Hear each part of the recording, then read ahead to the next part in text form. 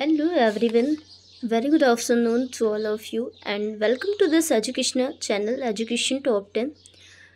आज के इस वीडियो लेक्चर्स में आपको NTA UGC net paper first के लिए जो आपका यूनिट 4 है जिसमें कम्युनिकेशन है, रिसर्च है, बहुत सारे टॉपिक्स ऐसे हैं जो आपको पेपर फर्स्ट के लिए पढ़ना बेहद ज़रूरी है। कम्युनिकेशन की बात करें तो सबसे पहले आपको कम्युनिकेशन की डेफिनेशन देखना है, इसके बाद इसके बारे में ब्रीफली समझने की ट्राई करते हैं। ओके, आ जाते हैं अपने पॉइंट पर। सबसे पहले यहाँ पर मैं थोड़ा सा कलर ले लेती हूँ, ठीक है। इसके बाद अपन समझने की ट्राई करते हैं कि व्हाट इज़ कम्युनिकेशन। तो अगर मैं बहुत ही बेसिक लैंग्वेज में एंड बहुत ही जेन्युइन वे में डिफ़ाइन करूँ तो कम्युनिकेशन इन ए कन्वर्सेशन, यानी कि जैसे मैं कोई बच्चा है क्लासरूम में, मैं उनके साथ बहुत ही हाव भाव के साथ, बहुत ही अच्छे इंट्रैक्शन के साथ, जिससे वो मेरे एक्सप्रेशन को अच्छी तरह से समझ पा रहे हैं, अंडरस्टैंड कर पाते हैं। तो कम्युनिकेशन बेसिकली दो या दो से अधिक जो पर्सन होते हैं उनके बीच में जब कोई भी सिंबॉलिक लैंग्वेज हो या कोई भी एक्सप्रेशन हो या फिर कोई भी बिहेवियर, अपने थॉट्स जो भी एक दूसरे के साथ क्या करते हैं आप शेयर करते हैं। जो उसका इफ़ेक्ट होता है, उसका जो आपका इफ़ेक्ट होता है और उसका आदान प्रदान ही संप्रेषण कहलाता है, ठीक है। संप्रेषण में क्या होता है कि एक ऐसी प्रोसेस होती है, मान लीजिए कोई सिंबॉलिक लैंग्वेज का यूज़ करता है, ठीक है। तो बहुत सारी सिंबॉलिक लैंग्वेज भी हो सकती हैं, चाहे वो कोई भी हो, और जो संकेतों को व्यवस्थित, चयनित और प्रसारित करके एक मतलब जो आपका रिसीवर होता है उस तक कोई मैसेज पहुंचाता है, और जब उसका एक पूर्ण मीनिंग बन जाता है और सामने वाले को समझ में आ जाती है आपकी लैंग्वेज, उसी को ही आप कम्युनिकेशन कहते हैं, ठीक है। इसी को आप संप्रेषण कहते हैं। अब बात करें तो यहाँ पर थोड़ा सा कलर लेते हैं, इसके बाद चलते हैं अपने पॉइंट पर। ये जो कम्युनिकेशन होता है बेसिकली अंग्रेजी का जो इंग्लिश होता है उसके कम्युनिकेशन से लिया गया है, जिसकी जो ओरिजिन होती है वो लैटिन भाषा के कम्युनिस से हुआ है, जिसका मीन्स होता है टू मेक कॉमन। क्या मीन्स होता है? टू मेक कॉमन, किसी चीज़ को बहुत ही समान बनाना, ठीक है। और अगर बहुत ही ईजी लैंग्वेज में डिफाइन करें तो संप्रेषण का मीन्स होता है जो आपकी सूचनाएं हैं उस और विचार हैं उनको आदान प्रदान करना ही क्या कहलाता है? आपका कम्युनिकेशन कहलाता है। बहुत सारे अलग अलग साइंटिस्ट आए थे, उन्होंने अलग अलग टाइम पर अलग अलग प्रकार से डिफ़ाइन किया है कम्युनिकेशन को, ठीक है। यहाँ पर इन डेफिनेशन को पढ़ने की ट्राई करेंगे कि जैसे एडगर डेल हैं, उन्होंने बताया था कि संप्रेषण विचार जो होता है वो विनिमय की जो मूड होता है और विचार जो भी भावनाएं होती हैं, जब उसको समझा जाता है, उसके समझने की प्रोसेस ही आपकी कम्युनिकेशन कहलाती है। Communication is the sharing of ideas and feelings in a mood off mature. अलग अलग जो साइंटिस्ट आए थे अपने अपने टाइम पीरियड पर, उन्होंने कम्युनिकेशन को बेसिकली डिफ़ाइन की है अपनी अपनी लैंग्वेज में। मान लीजिए कोई भी जैसे आपका कोई ओपिनियन है, कोई इन्फॉर्मेशन है, आप स्पीच के थ्रू या फिर रिटन या फिर कोई सिंबॉलिक लैंग्वेज के थ्रू सामने वाले तक पहुंचा रहे हैं, वो ही आपका कम्युनिकेशन कहलाता है। और रॉबर्ट एंडरसन की जो डेफिनेशन है वो बहुत ही ज़्यादा इम्पॉर्टेंट है, ये पढ़ना आपके लिए, ठीक है। फिर यहाँ पर लुगिस और वेलग ने भी कम्युनिकेशन की डेफिनेशन दी थी कि जो संचार होता है एक ऐसी प्रोसेस होती है जो सामाजिक व्यवस्था है, जो सोशल अरेंजमेंट के अंतर्गत सूचना होती हैं, कोई इंट्रैक्शन होता है, कोई सोशल अगर निर्णय होता है, उसका उपयोग कर लोगों के विचार, उनकी ओपिनियन और उनका पर्सपेक्टिव भी चेंज करते हैं। तो ये अलग अलग साइंटिस्ट ने अलग अलग डेफिनेशन दी है, ओके। अब चलते हैं आगे। आ गए हैं नेक्स्ट पॉइंट में, जो कैरेक्टरिस्टिक्स ऑफ कम्युनिकेशन है, यानी कि जिसको संप्रेषण की विशेषताएं कहते हैं। तो सबसे पहला जो डिफिनेशन है, विशेषता है, इसका कैरेक्टरिस्टिक्स है, इसका गुण है कि संप्रेषण प्रक्रिया में जो थॉट्स होते हैं, फीलिंग होते हैं, कोई भी तत्व होते हैं, उसका कंटिन्यूअस आदान प्रदान होता है, ठीक है। तो ये आपका कम्युनिकेशन कहलाता है। दूसरी जो आपकी डिफिनेशन है, आपकी कैरेक्टरिस्टिक्स है, वो है संप्रेषण जो होता है एक दूसरे से संबंध स्थापित करने की प्रोसेस कहलाती है। इसके दो पक्ष होते हैं, एक सेंडर होता है, एक रिसीवर होता है। सेंडर यानी संदेश भेजने वाला और रिसीवर जो प्राप्त करता है। अगर आप संदेश भेजेंगे किसी तक पहुंचेगा नहीं जिसके लिए आप भेज रहे हैं, तो शायद आप नहीं समझ पाएंगे या सामने वाला नहीं समझ पाएगा कि क्या चल रहा है, ठीक है। सो यहाँ पर कम्युनिकेशन के लिए दोनों ही बेहतर ज़रूरी है। सबसे ज़्यादा ज़रूरी है सेंडर एंड उससे भी ज़्यादा रिसीवर, ठीक है।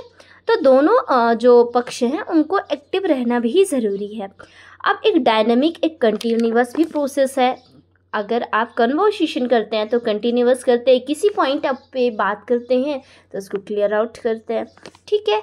और पॉइंट नंबर 4 पे है कि संप्रेषण एक सर्कुलर प्रोसेस है। कैसी? चक्रीय प्रक्रिया है जो प्रेषक से प्रारंभ होकर प्रतिपुष्टि के बाद ही प्रेषक पर समाप्त होती है, जब तक आपको फीडबैक नहीं मिलता है, ठीक है। और संप्रेषण एक अंतःक्रियात्मक इंटरैक्टिव प्रोसेस है। कैसी है? इंटरैक्टिव प्रोसेस है। पॉइंट नंबर 6 पे बात करेंगे। इसके करेक्टरिस्टिक्स बहुत ज़्यादा इंपॉर्टेंट है। आपको one liner as fact question, जैसे 4 ऑप्शन रहते हैं एनटीए यूजीसी नेट के लिए। अब तो सिलेबस भी काफ़ी हद तक चेंज होने वाला है 25 तक, बिकॉज एनईपी की जो पॉलिसी है उसके अकॉर्डिंग अब आपको एजुकेशन सिस्टम के काफ़ी सारे सिलेबस देखने के लिए मिलेंगे कि जो चेंज हो रहे हैं। लेकिन ये चीज़ें, ये प्रोसेस कंटिन्यूअस होगी एंड धीरे धीरे होगी, बहुत ही स्लोली। लगातार कोई चीज़ें एक ही साथ चेंज नहीं कर सकते हैं, राइट। सो या अब पॉइंट पर आते हैं कि संप्रेषण सूचनाओं के आदान प्रदान की एक द्विमार्गी प्रक्रिया है, ठीक है, जिसमें सूचनाएं देना यानी giving information and receiving information दोनों ही इंक्लूड किए गए हैं। मतलब रिसीवर एंड सेंडर दोनों ही सूचनाएं देना किससे संबंधित है? संप्रेषण कौशल, जिसमें बोलना, लिखना। आप बोलकर भी अपनी सूचनाएं, अपने मैसेज सेंड कर सकते हैं, लिखकर भी कर सकते हैं, पढ़कर भी। जो प्राप्त करता है, जो रिसीवर होता है, वो पढ़ता है और सुनता है, ठीक है। सो ये सारी प्रोसेस बहुत ही ज़्यादा इंपॉर्टेंट है। आई होप आपको इतना लेक्चर क्लियर आउट हो चुका होगा। सो बढ़ते हैं आगे की पॉइंट के और इससे पहले एक सबके साथ रिक्वेस्ट है मेरी, जो भी नेट के लिए कम्युनिकेशन का लेक्चर पढ़ेंगे उनसे मेरी रिक्वेस्ट है कि जाके मेरा वीडियो सब्सक्राइब करें। एजुकेशन टॉप 10 के ही नाम से है एंड आपको जिस भी वीडियो लेक्चर की नीड होगी डेफिनेटली मैं आपकी रिक्वायरमेंट के अकॉर्डिंग ही लेक्चर अपलोड करूँगी। सो या आपका सपोर्ट बनाए रखिए और ऐसे ही स्टडी करें। अगर हम नेक्स्ट पॉइंट पर बात करते हैं तो यहाँ पर देखते हैं कि संप्रेषण में बताने, सुनने और समझने की एक व्यवस्थित और कंटिन्यूअस प्रोसेस होती है। आप जो भी बता रहे होते हैं, जो भी सुन रहे होते हैं, उसको बहुत ही अच्छे तरीके से जब तक आप अंडरस्टैंड नहीं कर पाते हैं तो वो चीज़ें सक्सेस नहीं मानी जाती हैं, ठीक है। तो यह एक अनुत्क्रमणीय प्रक्रिया है जो क्या है, एक बार कह दिया जाता है उसको रिटर्न नहीं लिया जाता है, और ये एक उद्देश्यपूर्ण प्रक्रिया होती है। और संप्रेषण में शिष्टता और नम्रता दोनों का ही प्रयोग किया जाना आवश्यक है। जब भी आप कन्वर्सेशन करते हैं उसके लिए आपको बहुत ही पोलाइट होना ज़रूरी होता है, ठीक है। इसके साथ ही गुड मैनर्स भी ज़रूरी होते हैं, ओके। सो या संप्रेषण के कार्य और उसकी नीड्स क्या क्या होती हैं, इसके फंक्शंस क्या होते हैं बेसिकली। सो यहाँ पे बात करेंगे कि संप्रेषण में जो होता है गिव एंड रिसीव इन्फॉर्मेशन, सूचनाओं का आदान प्रदान होता है। फिर भावनाओं की अभिव्यक्ति का साधन होता है। Medium of feeling expression, essential and helpful in controlling, नियंत्रण में सहायक और आवश्यक होती हैं।